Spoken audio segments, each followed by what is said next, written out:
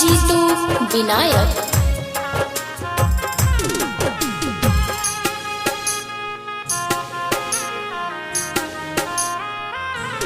दिल हमारी तो हर खिलौना भइल, दिल हमारी तो हर खिलौना भइल।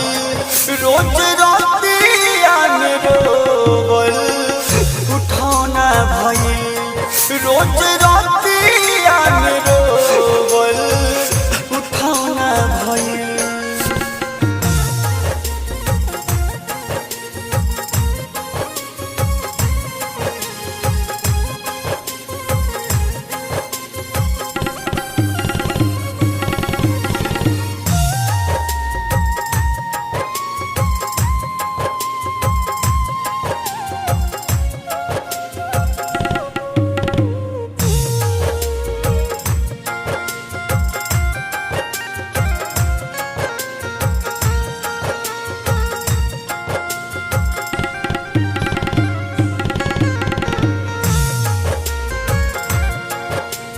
फिर से हमारा जिंदगी में के बाद आजा सनम, देखा प्यार कितना करीले तुहारा से हम, तुहारा से हम, तुहारा से हम।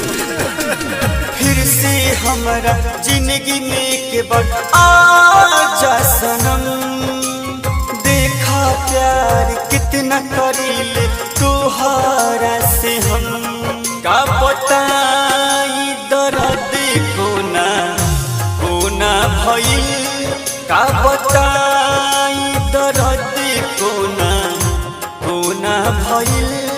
रोज रातिया में रोवल उठौना भइल, रोज रातिया में रोवल उठौना भइल।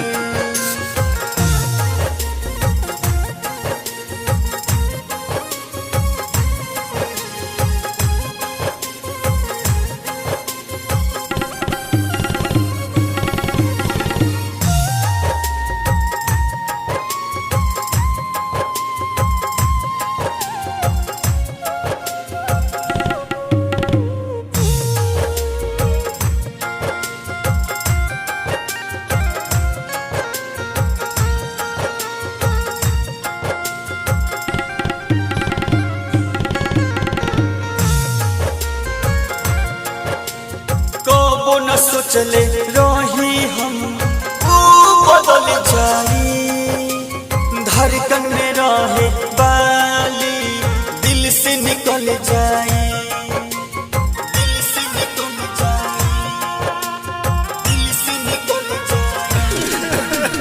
कबो न सोचले रही हम वो बदल जाई, धड़कन में रहे बाली से निकल जाई।